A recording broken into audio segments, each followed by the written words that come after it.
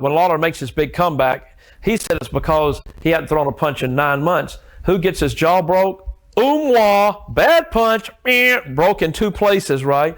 And he goes, oh, it was an accident. He's a fraud. That is the word Jimmy Hart used about one of wrestling's biggest stars. It is not the only shocking thing he's said over. For most of his life, Jimmy Hart was the man fans loved to hate. Loud. He was funny. He wore bright suits and carried a golden megaphone wherever he went. Fans called him the mouth of the South. That name fit him well. He stood next to some of the biggest names in wrestling history. He made them louder. He made them meaner. He helped turn good wrestlers into stars that crowds either cheered or booed with all their hearts. For nearly 3 decades, Jimmy Hart helped build legend. He started out in the Memphis territory, a small but rough corner of the wrestling. From there, he moved up to the WF and later to WCW, 2 of the biggest stages in the sport. He stood beside champions, held their belts up high. He shouted into his megaphone until his voice gave out night after night in town all across the country. But behind that bright smile and that loud voice, Jimmy Hart saw things that fans at home never saw.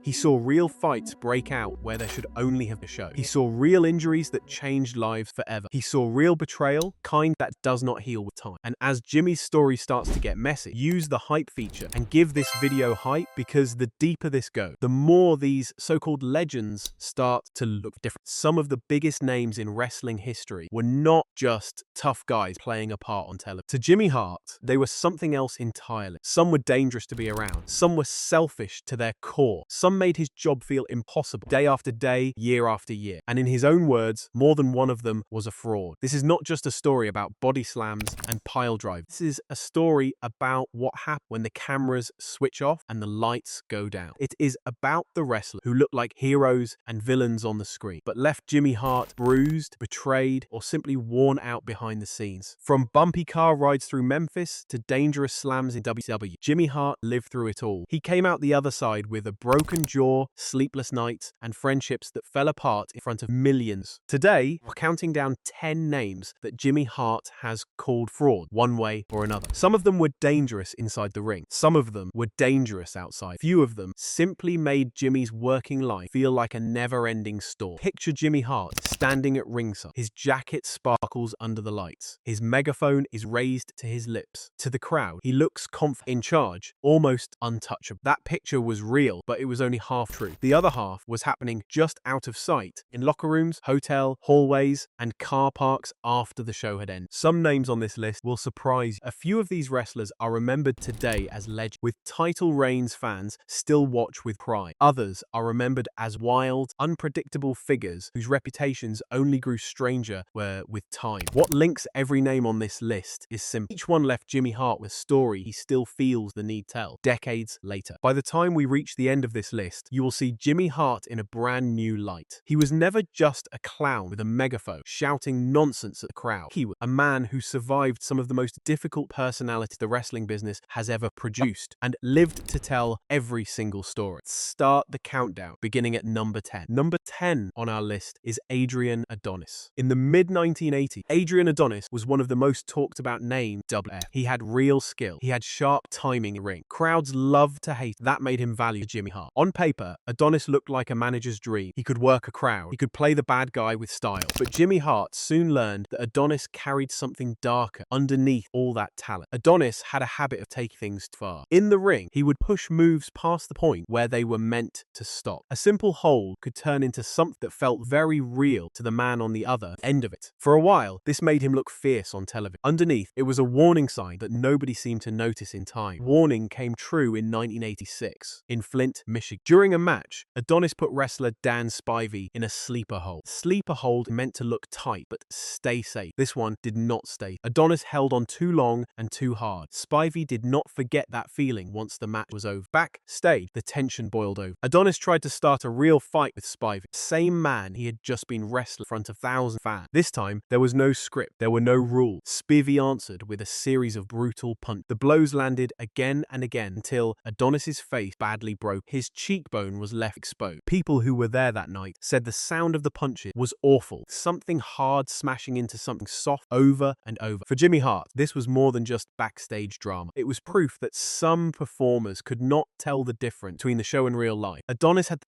talent to be a star for years. Instead, his career took a turn that night in Flint, one that fans never saw, but that everyone backstage remembered. To Jimmy Hart, Adonis was a clear example of someone who looked like a star on television, but who could not be trusted to keep his hands under control when the cameras were off. Think about how that night must have felt. 1 minute, two performers are working together in front of a cheering crowd. The next, the same two men are throwing real punches in a hallway, with nobody around to call a stop to it. There was no referee, no script, only a fight that should never have happened. Jimmy Hart had managed Adonis because he was talented enough to draw heat all on his own. That same intensity, the thing that made him exciting to watch, was also the thing that made him impossible fully trust. For Hart, every match Adonis had after that night carried a quiet question. Would tonight be just another show, or would something cross the line again? Looking back, Hart has described Adonis as a performer with real gifts who could not always control the line between performance and reality. Gap cost Adonis dearly. It left him with lasting damage to his face, and it left everyone who worked alongside a little more careful about how far things go before they stop being a show. Number 9 on our list is Dino Bravo. On television, Dino Bravo was sold as a man of pure strength. He was the strongest man in the world, at least according to the storylines Jimmy Hart helped sell. Bravo would lift heavy weights on camera and challenge anyone in the building to match him. To fans, it looked like raw power. Behind the curtain, Jimmy Hart saw something very different. Bravo was known for going around normal chain marks. In wrestling, there is usually a system. Bookers and agents decide what happens next, tell the wrestlers when the time is right. Bravo often skipped that system. He found out information early and used it to his own. One story stands out. Bret Hart, a fellow wrestler, said that he learned the Hart Foundation were about to lose their tag team title, not from an agent, not from a booker, but from Dino Bravo himself. Bravo delivered the news, real satisfaction, as if he enjoyed being the one to upset someone else's plan. For a manager like Jimmy Hart, that kind of behavior created constant tension. Nobody wants to work alongside someone who treats private locker room information like a weapon. There was the matter of those famous strength contests. On television, Bravo would challenge fans in the crowd to lift weights against him. Spontaneous. It looked exciting. In reality, those so-called fans were often planted on purpose. One of the biggest names to come out of those stage moments was Earthquake, who later became a major star in his own right after being introduced to fans through one of Bravo's fake strength challenges. So, on the surface, Dino Bravo looked like raw power and confidence. Underneath, Jimmy Hart saw a man who relied on leaks, tricks, and stage moments to stay relevant. It was not the kind of strength that builds trust in a locker room. It was the kind that chips away at one whispered secret at a time. Locker rooms run on trust. Wrestlers travel together, share hotel rooms, and rely on each other, keep storylines secret until the right moment. Someone breaks that trust, everyone feels. With Bravo, problem was never one big betrayal. It was small ones, repeated again and again, till people stopped trusting him with anything important. Jimmy Hart noticed how this affected the wider locker room. Wrestlers became careful about what they said when Bravo would buy. For a manager trying to keep performers focused and united, having someone like Bravo around made everything harder. It was a quieter kind of damage, the sort that builds up slowly over time. Number 8 on our list is Terry Funk and Dory Funk Jr., two brothers who Jimmy Hart later called the worst stylistic mismatch of his entire career. By the mid-1980s, Jimmy Hart had built his whole act around being loud, flashy, and over the top. His megaphone was practically part of his body. His suits were bright enough to be seen from the back row. That style worked well with cartoonish heels who needed someone to do their talking for them. It did not work at all with the Funk brothers. Terry Funk wrestled like a storm that had wandered into the wrong building. He would brawl outside the ring without warning. He would bleed during matches in a way that felt shockingly real. He moved with a kind of wild, unpredictable energy that no amount of management could control or even guide. Dory Funk Jr. was the opposite in style, just as difficult for Hart in his own way. Dory was calm, he was quiet, barely seemed to notice that Jimmy Hart was even standing ringside. He did not need a flashy mouth to get talk. His reputation did that on its own. Together, Funks created a problem that Jimmy Hart had never faced before. He was sold to fans as the man guiding this dangerous duo, the brains behind their act. In reality, he had almost no influence over either. Terry was too wild to direct. Dory was too distant to even gauge. Jimmy Hart later compared the experience to trying to steer a force of nature. Cannot point a hurricane in a different direction. No matter how loud your megaphone. For a manager whose entire value came from being seen as important, working with the Funk Brothers made him feel completely invisible. On television, fans were told Jimmy Hart pulling the string. Backstage, the truth was simple. The Funks did not need him, did not want him, barely seemed to remember he was there at all. Imagine spending years building a reputation as the man who controls chaos, only to be paired with two performers who created more real chaos than Hart could ever script. Terry Funk's matches often spilled into the crowd and the aisles, anywhere except where they were supposed to stay. Hart would try to follow, megaphone in hand, but there was nothing useful for him to say. Nobody was listening. With Dory Funk Jr., the problem was almost the opposite, just as frustrating. Dory had spent years on the road, building a quiet, no-nonsense reputation that did not need decoration. He did not need a manager to make it look dangerous. He already was. Jimmy Hart's bright suits and fast talk simply did not fit next to a man who, his actions speak entirely himself. In the end, Hart's time with the Funks taught him a hard lesson. Being a great manager was not just about being loud. It was about knowing when your style fit the wrestler standing beside you and when it simply did not. With the Funk Brothers, it never did, no matter how hard he tried. Number 7 on our list is Bill Goldberg. According to Jimmy Hart, this is one of the most dangerous names on this entire list. By the late 1990s, Bill Goldberg was one of the biggest stars in WCW. He looked unstoppable. He had a winning streak that seemed to go on forever. Fans loved his power and his intensity. But several veterans backstage, including respected names like Arn Anderson, raised concerns about Goldberg almost from the start. The worry was not about his look or his popularity. It was about safe. Goldberg had not spent years learning the small details that keep wrestling moves safe for everyone involved. He had a short temper. His conditioning was often poor, which meant he could get tired quickly during longer matches. And his power moves, while they looked amazing on camera, were often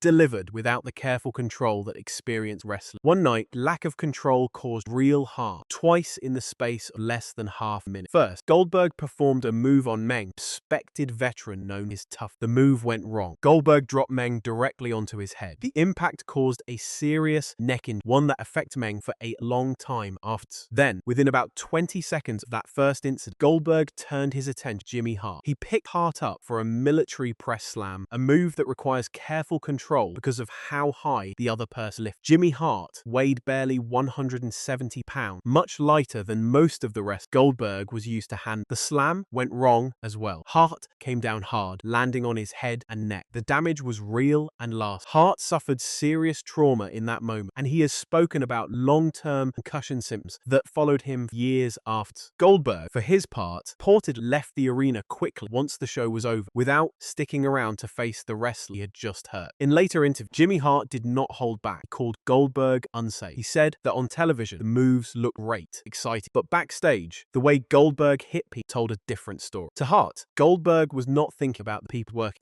He was a star who looked unstoppable to the audience, but to the people in the ring with him, he was a serious risk every single time the bell rang. It is worth pausing on just how strange this story really is. Goldberg was one of the most protected stars in wrestling history, with a winning streak that made headlines, merchandise, music, and a presence that filled arenas. From the outside, nothing about his career looked dangerous. Everything looked planned and built for success. But power without control is its own kind of danger. A wrestler who can lift and throw another grown man needs to know exactly how to do it safe every single time, no matter how tired they are. A veteran who had spent years learning those small details watched Goldberg with growing unease. They saw a performer who had been pushed to the top of the car before he had the experience to match the responsibility. Two incidents with Meng and Jimmy Hart did not happen in different months apart. They happened back to back within seconds of each other in the same match. That detail mattered. It was not one unlucky act. It was a pattern playing out in real time in front of a live crowd who had no idea what they were watching. For Meng, a wrestler known across the business for being almost impossible to hurt, the injury to his neck was serious enough to affect him for a long stretch after. For Jimmy Hart, lighter, smaller, far less able to absorb that kind of impact, the landing was even. He has spoken about long-term concussion symptoms, kind that do not simply go away after a few days of rest. And then there is the detail that perhaps says the most. After the match, while Hart and Meng were left dealing with the aftermath, Goldberg reportedly left the building quickly. To Jimmy Hart, single choice summed up everything. A performer who truly understood what had just happened might have checked on the people hurt. Instead, the moment passed and the show moved on, just like it always does in wrestling. Whether anyone backstage is truly alright or not. 6 on our list. Money. The team of Ted DiBiase and Erwin R. Shyster, also known as IRS. On television, Money Inc. looked like the perfect heel team. They were smug. They were rich, at least in storyline. They had Jimmy Hart in their corner, helping them cut promos and stir up trouble. For a while, everything about this team made sense from a business point. Came February 1993, and a moment that Jimmy Hart still talks about to this day. Brutus Beefcake previously suffered a real-life injury that required serious surgery to repair his face. Wrestlers and fans alike, how serious that injury had been. During a televised segment, Money Inc. targeted that same area. Ted DiBiase and IRS attacked Beefcake using a heavy steel briefcase, striking the very part of his face that had just been rebuilt. For most people backstage, this was simply part of the storyline, a shocking moment designed to make fans hate Money Inc. even more. For Jimmy Hart, was something else entirely. Brutus Beefcake was not just a co-worker to him. The two men had a real friendship, went back years, long before either of them stepped into a WWF ring together. Hart could not stay silent. On live television, he broke character completely. He shouted that he could not be part of a plan that was designed to hurt someone genuinely cared about. He later explained his feelings simply. He said that he knew he had done plenty of questionable things over, but he could not stand by while a friend was hurt on purpose, no matter how big the prize on offer might be. Money Inc. did not take kindly to Hart turning on them. DiBiase and IRS physically threw Jimmy Hart out of the ring in front of the entire arena. In an instant, the alliance was over, so was any trust between Hart and the team he had helped build. Fans, Money Inc. looked smart, ruthless, and in control. To Jimmy Hart, crossed a line that had nothing to do with wrestling's storyline. They showed him exactly what kind of people they were willing to be, even towards someone who had stood beside for so long. To understand why this moment hit Hart so hard, think about how long he and Beefcake had known each other. This was not a friendship that started because two men happened to share a storyline. It went back years, long before WF cameras were even pointed at either. In an industry built on rivalries, a real friendship like that was rare. When Money Inc. targeted Beefcake's face with that briefcase, they were not just attacking a fellow wrestler. To Jimmy Hart, they were attacking someone genuinely cared about, using an injury that was real, painful, and still. There was no version of that moment that Hart could simply shrug off as just business. His reaction on live television, not planned. It was raw. Breaking character in the middle of a show is a serious thing.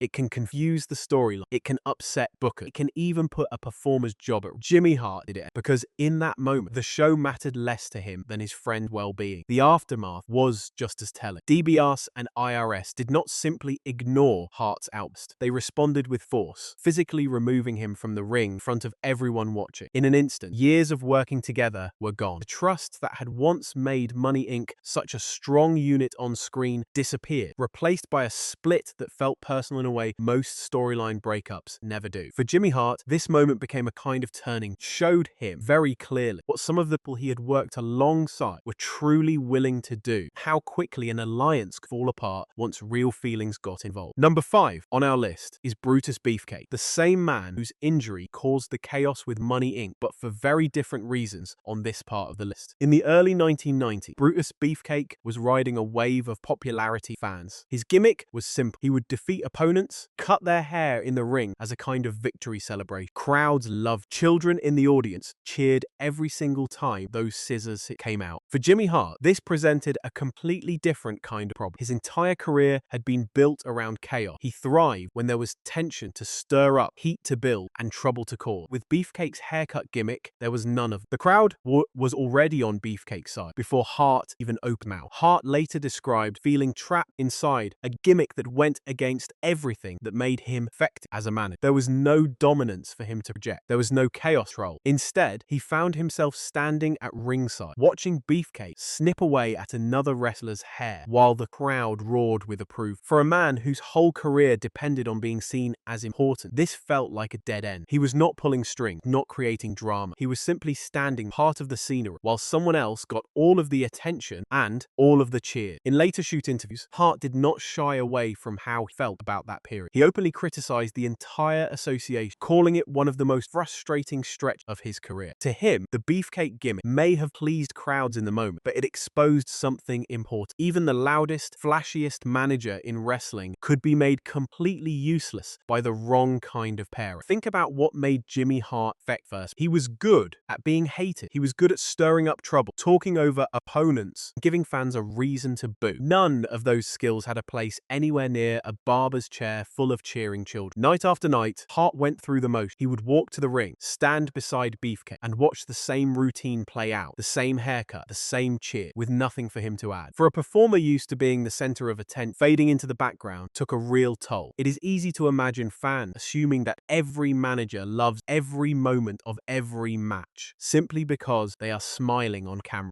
Jimmy Hart's own words about this period tell a different story. Behind that smile was a performer who felt completely out of place, counting down the day until his skills might actually need again. Number 4 on our list is the Nasty Boys, Brian Knobbs, and Jerry Saggs. On television, the Nasty Boys were exactly what their name suggested. They were rough, they were loud, they threw garbage cans around and acted like they did not care about anyone or anything. Jimmy Hart managed them to the WWF Tag Team Champions, which on paper looked like a huge success story. Behind the scenes, Jimmy Hart described the experience in blunt terms. He said working with the Nasty felt like standing inside a storm every single day. Chaos that fans saw on television did not switch off once the cameras stopped rolling. It followed Hart everywhere. Simple things became meetings turned into chaos. Car rides felt like extension of their on-screen act, except there was no script and no referee to call a stop to any. Hotel stays became a non-stop cycle of noise, trouble, and stress. The worst part, according to Hart, was that he often found himself apologizing for things he had no part. Hotel staff, arena workers, and even WWF officials come to him with complaints, and Hart would be left smoothing things over for incidents he never caused and could not control. Eventually, the pressure became too much. Hart made a decision that would end his time with the Nasty Boys for good. Behind their backs, he secretly arranged for their championship opportunity to be handed over to Money Inc. instead. It was a backroom deal, done quietly, without either Knobbs or Saggs ever being told. When the Nasty Boys found out what Hart had done, the relationship was finished instant. Cut ties with complete. On screen, their chaos had looked entertaining and almost lovable to fans. Behind the scenes, according to Jimmy Hart, that same chaos had become something he simply could not survive any longer. To really understand this entry, picture a normal day on the road. For most wrestlers, that means traveling to the next town, checking into a hotel, maybe grabbing some food, resting before the next show. With the Nasty Boys, Hart said none of that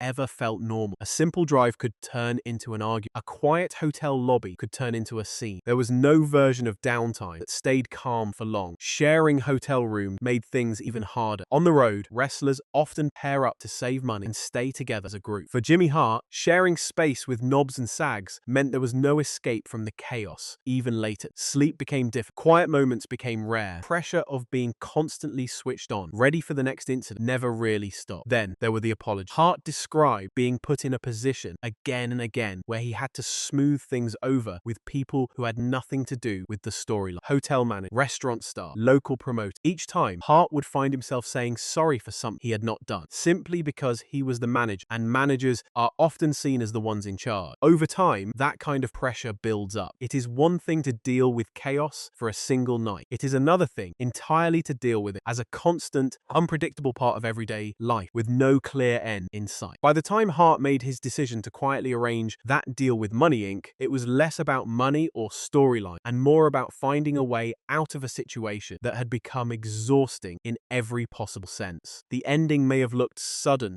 but for Jimmy Hart, it had likely been building for a very long time. The Nasty Boys may have been a great act for television, all noise and destruction with a wink to the camera. For the man standing beside them every single day, that same act left very little room to breathe. Number 3 on our list is the Hart Foundation, made up of Bret Hart and Jim Neidhart. This entry is a little different than the other because for a long time, things actually seemed to be working well. Jimmy Hart managed Bret Hart and Jim Neidhart during a period when both men were rising fast. He genuinely believed presence, his megaphone, and his fast-talking interview were a major part of why the team became stars. The trouble was, Jimmy Hart did not just stand beside them quiet. During interviews, he often took over completely. His voice, his jokes, and his over-the-top energy meant that he was getting just as much attention as the two wrestlers were supposed to be promoting. For a manager, that might sound like a good thing. For two athletes trying to build their own reputations, it became a problem. As Bret Hart and Jim Neidhart continued to improve in the ring, their skills began to outgrow the cartoonish managed pack that Jimmy Hart represented. They wanted to be seen as serious competitors, standing on their own, without a manager constantly grabbing the microphone away. Sensing that the end was coming, Jimmy Hart made a move of his own. Without telling Bret Hart or Jim Neidhart first, he secretly sold their management contract to a rival team, the Rougeau brothers. This was not a storyline decision made open. It was a backroom deal that the Hart Foundation only learnt about after it had already happened. Understandably, this caused real anger. The Hart Foundation made it. They had had enough of Jimmy Hart, and the partnership ended in a very public way. Jimmy Hart later admitted that he felt like he was the one who had made them stars in first. From that point on, a genuine feud was born, fueled by real frustration on both sides. What looked to fans like a simple manager being fired by his clients was, underneath, a story about ego, attention, and a contract sold behind closed doors. The Hart Foundation may have walked away looking like heroes finally broke free, but Jimmy Hart's actions behind the scenes showed that the split was never as clean or as simple as it appeared. It is worth remembering how this partnership started. Jimmy Hart's loud personality was exactly what two relatively new performers. He gave Bret Hart and Jim Neidhart an identity fans could recognize, and a voice during interviews when they were still finding their own. For a while, the arrangement made sense for everyone involved. The trouble came as the balance shifted. Bret Hart and Jim Neidhart were not just talent. They were improving fast, learning the kind of in-ring storytelling that does not need a manager shouting in the background to feel important. The louder Jimmy Hart became during their interviews, the more it started to feel like he was standing in their light rather than helping them shine. From Hart's side, things looked different. He had been part of this team from early on. He had helped build their identity. Letting go of that, even gradually, was never going to feel simple, no matter how the performers themselves felt about it. Tension, probably why Hart made the choice he did. Selling their contract to the Rougeau brothers without telling them first was not a decision made light. It was a decision made by someone who perhaps sensed that he was about to be pushed out anyway